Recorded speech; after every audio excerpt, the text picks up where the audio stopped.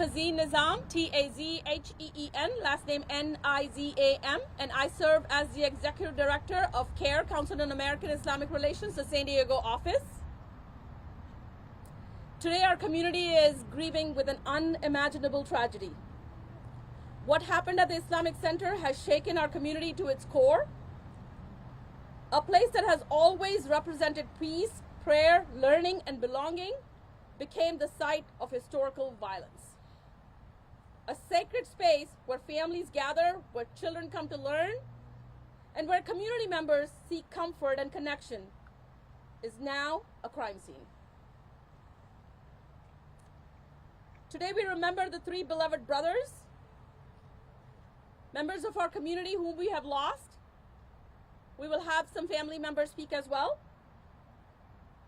I would like to invite the three imams that are connected to the Islamic Center of San Diego, Imam Taha Hassani, Dr. Al-Jameed, and Sheikh Abdul Jalil. Assalamu alaikum wa rahmatullah. Peace be upon you all. Bismillahir Rahmanir Rahim. In the name of God, the most merciful, the most compassionate. My name is Saad El-Digwi. First name Saad, S-A-A-D. El-Digwi, E-L-D-E-G-W-Y. I'm here today, first, to thank all of you.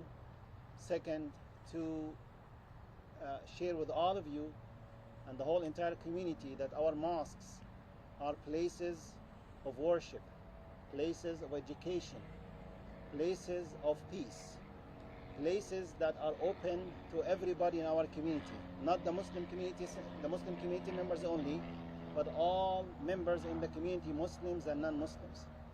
It is hard to know and hear and witness. I was here in the scene right after the shooting, and I've seen the security guard on the ground. It is heartbreaking. It is sad to see the places of worship attacked and targeted this way.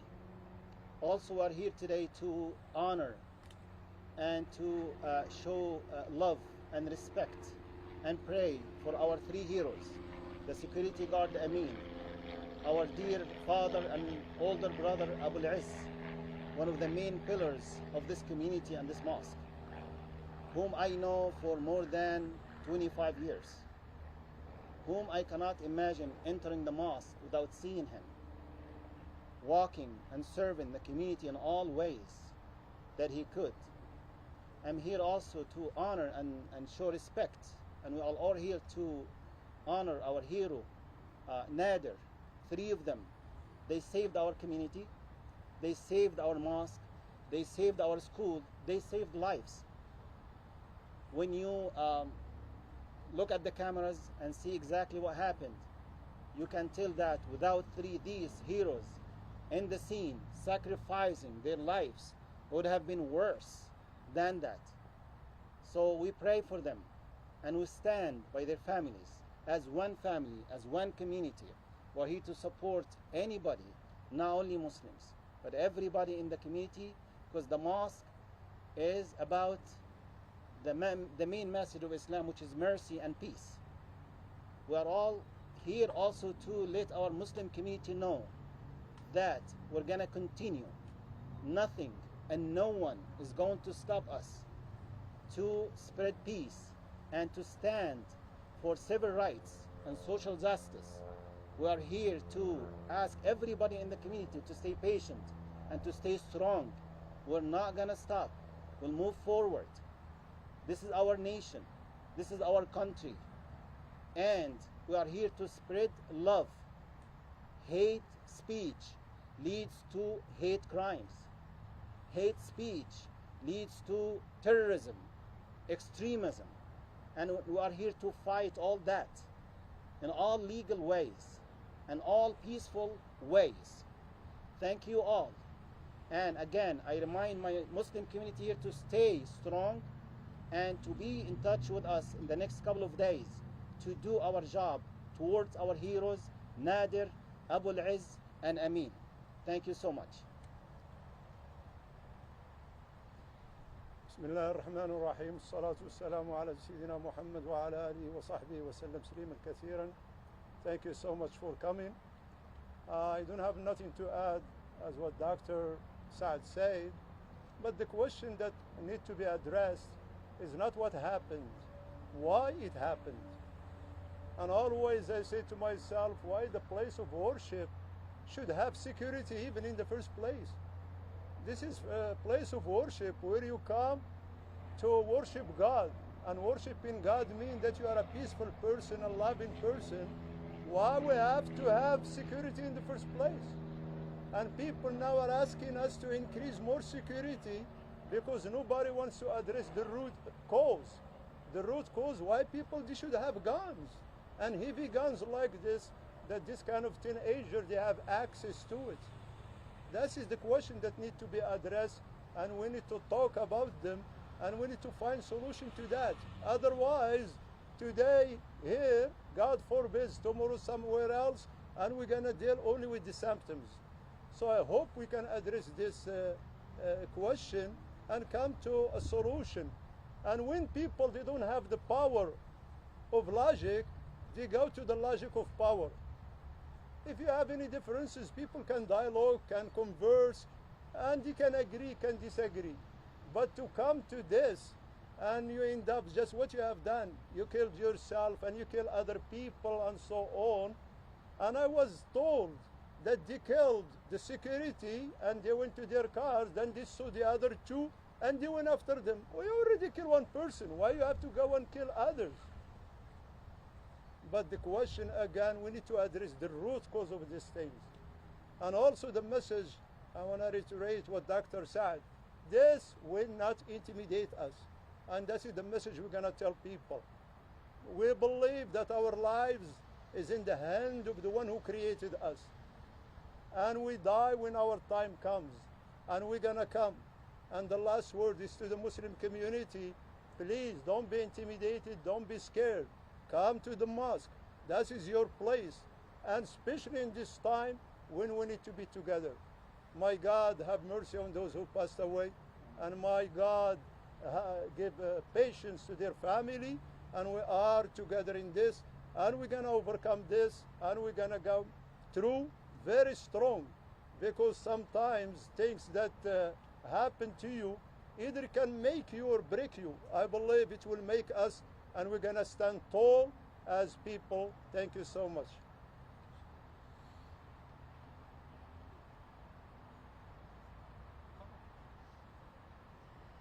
Thank you to our faith leaders. They give us hope. They are our sounding board, and they bring peace to our lives. For years, the Muslim communities across the country have experienced rising Islamophobia, anti-Muslim harassment, dehumanization, threats, and dangerous rhetoric that paints our communities as suspects, threatening, or somehow less deserving of dignity and safety. And we saw that. To talk about some of the national rhetoric, I would like to invite Brother Osama, who's the Secretary General of USCMO, which is the United States Council of Muslim Organizations.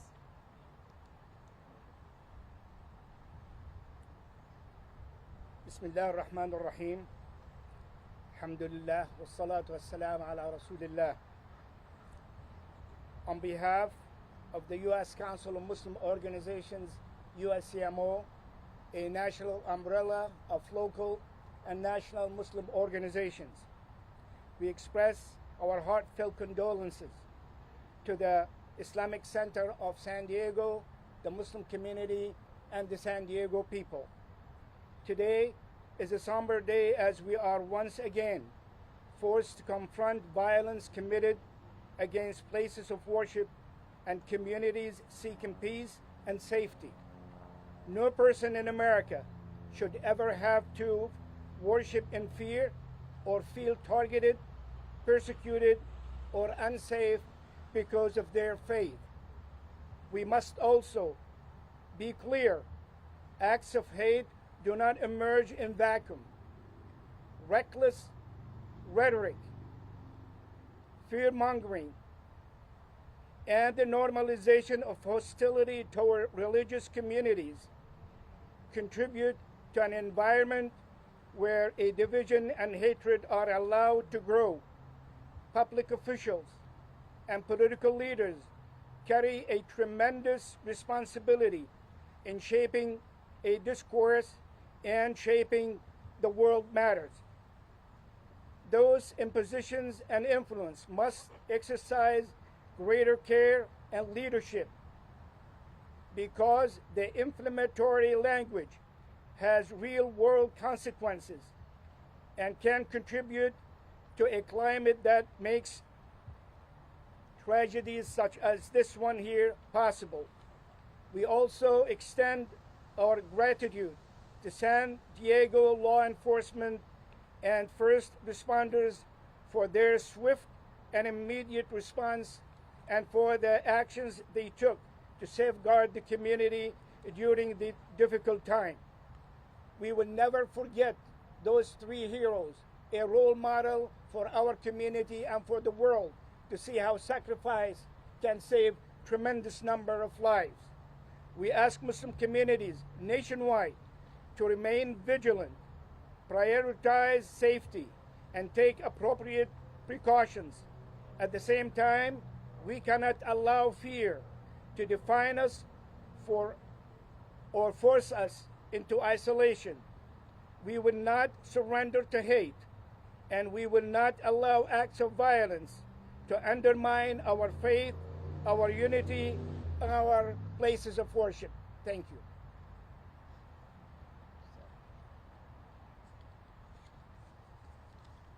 Thank you, Brother Osama.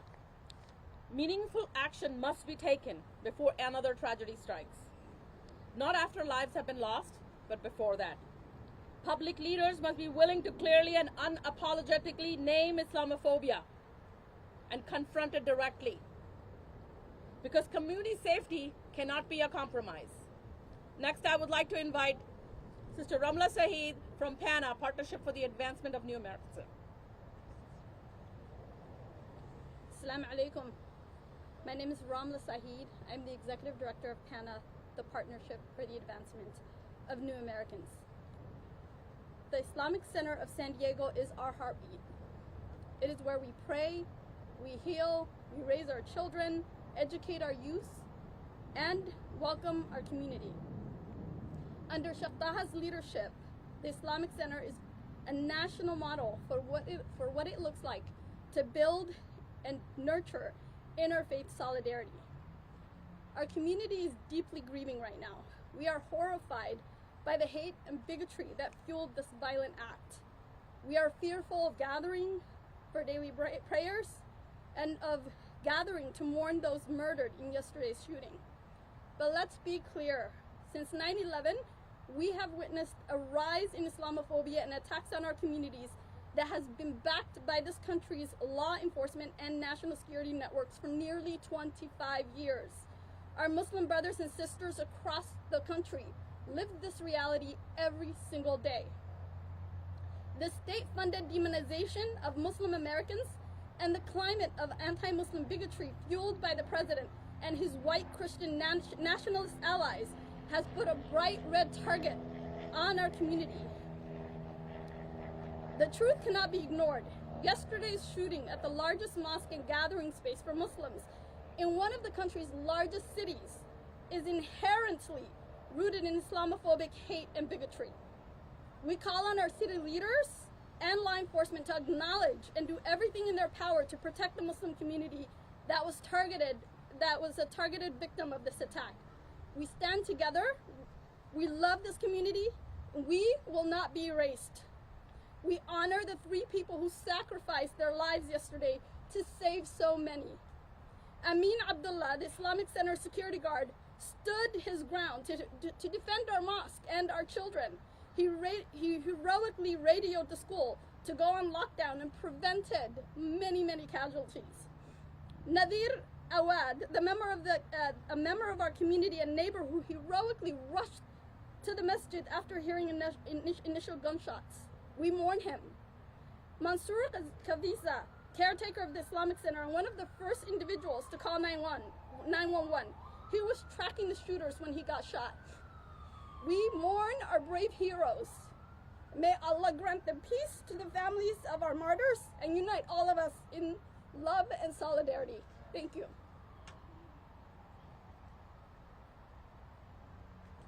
Thank you, Ramla. It is time for our elected officials to step up. When anti-Muslim hate is normalized in political discourse, media narratives, and online spaces, there are real-world consequences. Our children hear that rhetoric, our families live with that fear, and increasingly, our schools, our houses of worship are forced to think about security in spaces that should have been places of peace. Next, I would like to invite the board of Bright Horizon Academy, the school which was affected by this tragedy.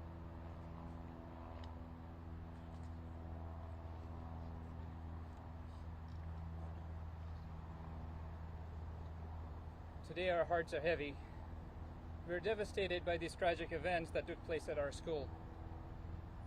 First and foremost, we mourn for the lives that were lost. And we stand in grief with those families, with our loved ones, students, staff members, and our entire community. There are no words that can describe how we feel today, but we want to express our deepest gratitude and thanks to our dear brothers Amin Abdullah, Mansoor Kaziha, and Nadir Awad for their selfless bravery and sacrifice, which prevented a much bigger catastrophe. While there are no security plans that can prevent or take away the trauma of this tragedy, we are grateful that our emergency protocols, staff training, coordinated response procedures help save lives of our students and our staff members. We will continue to work with law enforcement and safety experts as we evaluate every aspect of our response and strengthen our efforts moving forward. We also want to thank and express our gratitude to the law enforcement agencies for their overwhelming response to this incident. We are grateful for their coordination and partnership. But right now our focus is on supporting our students, our families, and our local communities, our staff members, as we begin this long process of healing, which will take time. Counselors, mental health professionals, faith leaders, and support teams are being made available to all those impacted, and we will continue to hear from them as time goes on. We ask for your continued prayers, compassion, privacy for the affected families, and for everyone carrying the weight of this tragedy. Healing will take time, as I said, but we will stand together, united in our faith and our compassion and resilience. Thank you.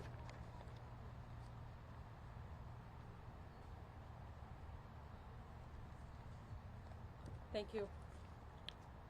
Hate must be confronted. Communities under threat must be taken seriously. Solidarity must be translated into long-term actions. Next, I would like to invite the President of the Muslim Leadership Council of San Diego, Abdullah Tahiri.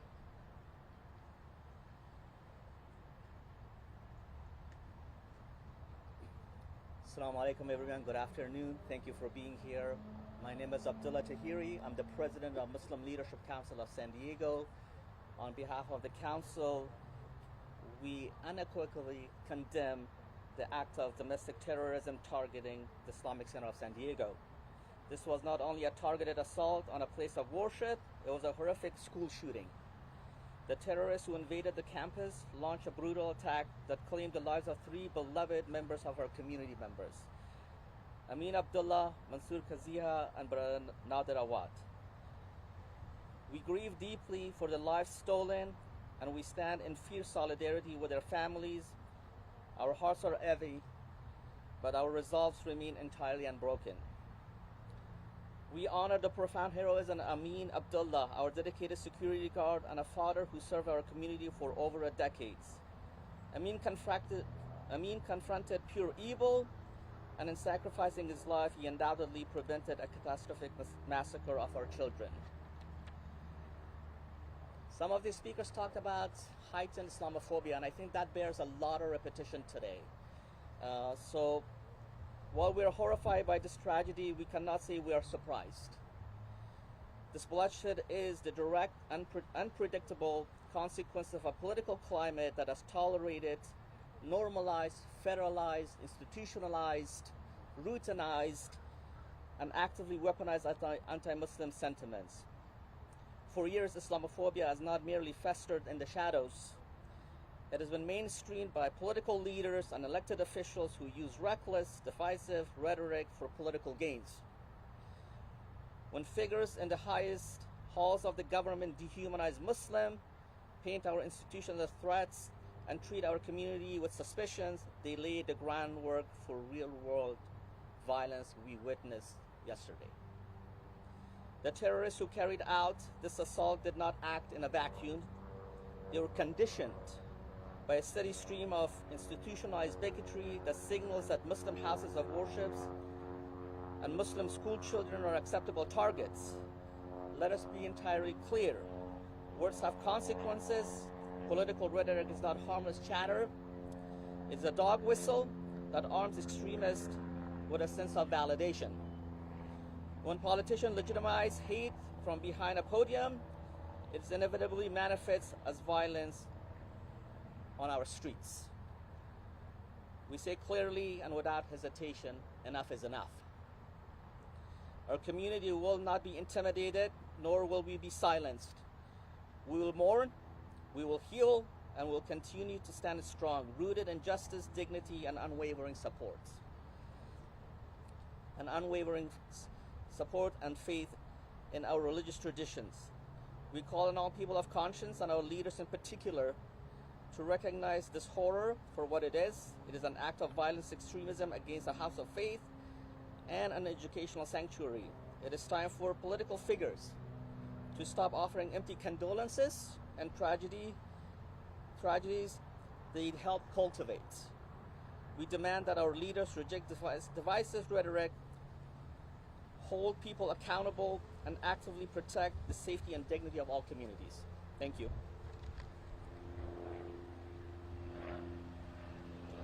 Thank you, Brother Abdullah. Much has been said about our hero, Amin. Amin dedicated his life to protecting our children and serving our community. So many knew him as the warm, smiling individual that you saw when you came to the Islamic Center. That familiar presence is going to be deeply missed. Someone who gave his life to protect the Islamic Center, the students, the staff. Today we have his brave daughter, Hawa Abdullah, join us and give a statement.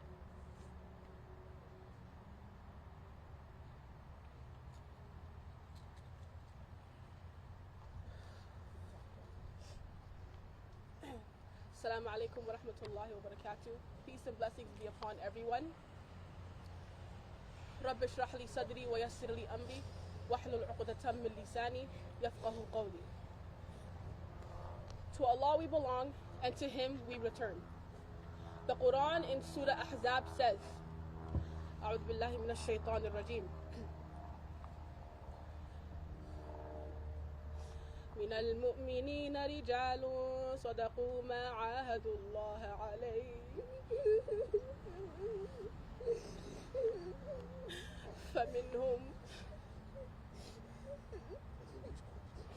فمنهم من قضى نحبه ومنهم من ينتظر وما بدلوا تبديلا. Which narrates, among the believers are men true to what they promised Allah. Among them is he who has fulfilled his vow to the death, and among them is he who awaits. Chapter 33, verse 23. My name is Hawa Abdullah. Brian Matthew Climax, known as Amin Abdullah, was my father, my dad. He was a loving father, husband, son, brother, and uncle. To me, my dad was a role model. He was a best friend. He was the best, absolute best dad in the world. He was my protector.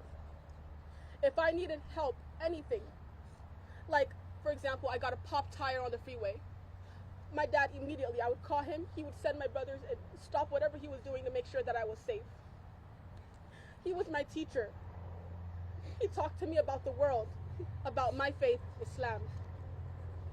He taught my brothers how to be young black Muslim men. He was all about education. He got his high school diploma and he dreamed more of us. He wanted us to move forward and get more of an education and become scholars. And with that, he advocated for our education. Following his teaching, I got my teaching credential last week. Unfortunately, my father was not able to make it because he was working here. Time schedules would not be aligned. He would have been stuck in traffic to make it there in time. So he was only able to watch through videos and pictures. But when I tell you, my father was so proud of me. He was so proud of me and my siblings. He knew teaching was my passion, and he encouraged me every day to pursue the career that I wanted. Not only was he an amazing father, he was a good son. He called his mom every night to check on him, to check on her. And I would sometimes leave school to sneak up on him. I would come here, drive by these very streets. He would be so vigilant in protecting the masjid, protecting the children. From there, he would watch and see my car. I would pull up inside of the masjid. He would walk up to me and he would be like, hey, I had a feeling it was you. I saw your car pass by, which meant he took his job seriously. So seriously to the point, sometimes he didn't even want to eat. He wanted to save his food till after he left the job because he was afraid that if he went on his break, something bad would happen. My brothers and I and sister, we are all now living up to his legacy. My dad was the #1 advocate for safety and keeping our community safe. He stood against any form of hate. He took his job seriously to protect everyone here. He would want our community to stand together as one. That's exactly what he would want. And I hope this moment we can all come together and to be kind to one another and to remember who he truly was. Regardless if you were a Muslim, okay, if you were Christian, if you were Jewish, if you had no faith, he didn't care. He would treat you human to human. He would smile at people he did not know. You could see the happiness and just who he was as a person, just looking at his face. And I believe that's exactly the legacy he left behind. He wants all of us to be better. Regardless of who we are, what we identify as, he wants us to be better. And that's exactly what I, my family, and I hope every single other person here strives to do every single day. Make this world a better place. As of right now, my family is together, supporting one another. Allah says, when one door closes, another one opens. All of our community and help and support we have received shows us another door has been opened.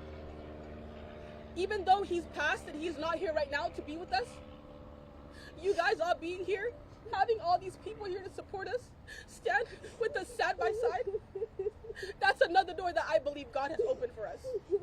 And I really, really appreciate it. We are so grateful for the community pitching in to support our family right now. And we truly hope from the bottom of our hearts that we can continue to live our father's legacy and to make this world safer, better for children, better for all of us, no matter our orientation, what we look like. Thank you so much. No further questions, please. Take a photo.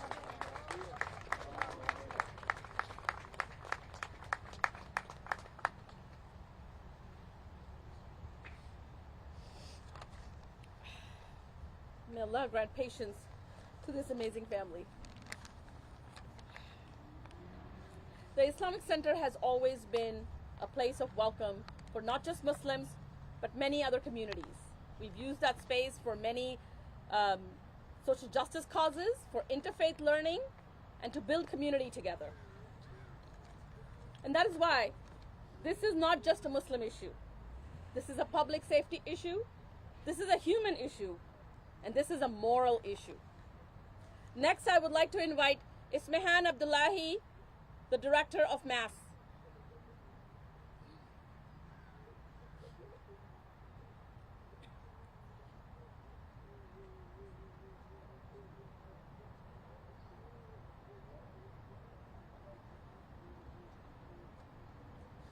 I had many words to say today of how this is not normal, but for our community it's been normalized. The family that just spoke for their Amin's family, his daughter, his children, the pain that they're in, even though as people of faith We know what is written by God is what's written, but it was avoidable. Many of the speakers talked about the peddling of Islamophobia and anti-Muslim bigotry, the way that it has been normalized. This nation had so many inflection points for change. After slavery, after Jim Crow, after the Vietnam War, after the Japanese internment, after the ICE raids in our streets today, and the constant violence of hate and bigotry that elected officials, that has been normalized also within the media as well to a certain extent. Even right now, when families are still grieving, when our 3 martyrs have not been laid 6 feet under, Muslims still have to speak to their pain so that they are not seen as other, so that they are not dehumanized. We have to ask ourselves, what kind of nation do we want to be? Continue on the path of not healing from the past, in which we continue to divide, in which we continue to normalize the othering and dehumanization of those who may not practice the same faith as you, or have the same skin color as you, or speak the same language as you. These deaths are preventable, both structurally.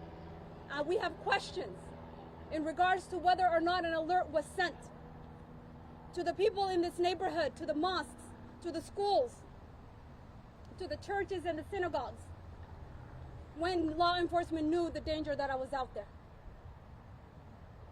What steps have you taken, both from a communal level, to a narrative from the media level, to accountability from elected officials who still are in positions of power, even though they peddle Islamophobia and hate and anti-Muslim bigotry, where oftentimes people look at the other way? In times that we have normalized the dehumanizations of Muslims both abroad and here as well, and where we have criminalized both the faith and the political speeches of our community. This is a moment of reckoning, a moment in which we have to ask ourselves again what kind of nation that we want to be. Because the kind of nation that I want is a nation where I don't have to hear the children of our beloved community members cry because they lost their father, because they lost their husband and their brothers and their uncles and the pillars of our community. The Islamic Center of San Diego, Sheikh Taha in this community, the school, our leaders, all the people behind me and all the people who are part of this community have been resilient. But do not mistake our reliance and strength of faith to mean that this is normal, and that we should be weathering through moments like this over and over and over again. We have to name the problem. We have to make sure that we understand that the never again doesn't just mean selectively. Humanity is not selective. Dignity should not be selective. Hate, anti-Muslim bigotry, Islamophobia, racism, xenophobia should not be normalized. We're a community in mourning. We're a community in grief. We're a community that's devastated. We're a community that's angry. We're a community that's demanding more from our elected officials, to the media and the responsibility that they have in refusing to entertain anti-Muslim bigotry, no matter where it comes from, and giving it airtime and dignifying it in a way that it shouldn't be dignified. And to my American brothers and sisters, don't wait for pain to come at your door for you to feel the pain of your neighbors, no matter what faith that they practice, no matter what religion that they're part of, and no matter what their race or their language or their ethnicity is. It's time to think about the opportunity of creating a society of belonging, not a society that keeps referring and responding to hate, to school shootings, to shootings at houses of worship. This shouldn't be the kind of nation that we want to build. And to our martyrs, Brother Amin, Abu al-Izz, and Brother Nadir, they're in a better place, and we know that. But their death was preventable. And while we remember these 3 individuals and their heroic acts, we must change so that we do not continue to remember those community members that should be alive today.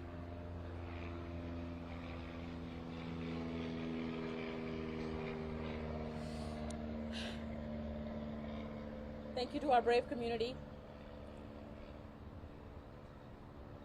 Thank you for the family that was affected adversely. This is a message to our general community. To our larger community, I say, your thoughts and prayers are welcome, but not enough. Your concerns are appreciated, but not quite fitting.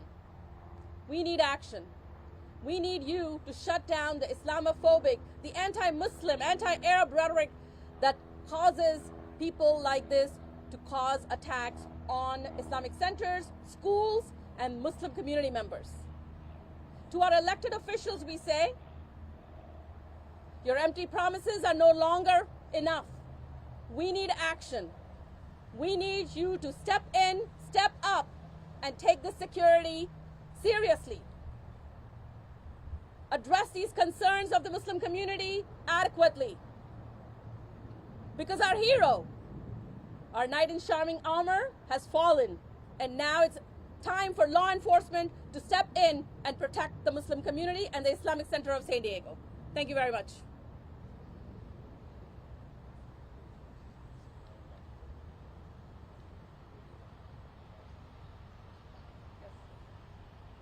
We can address some questions at this time.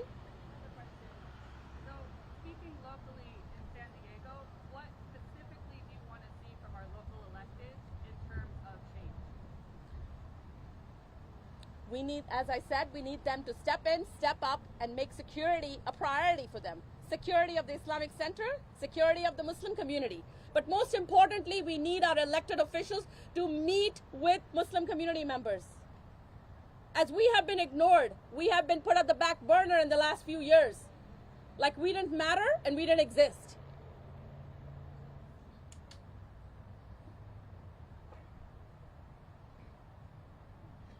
Anyone else? The first name is Hawaa. Last name Abdullah, Abdullah.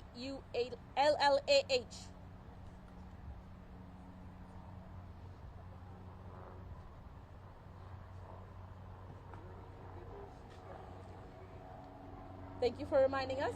We have a vigil at 6:30 right at this spot again this evening, and we hope to see you there because we will have allies and elected officials joining us this evening.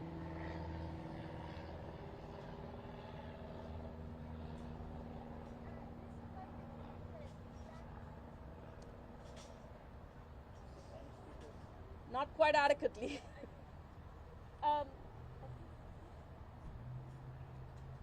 Can she translate for you? Thank you. You got it? You can answer questions? Yes. She can translate for me.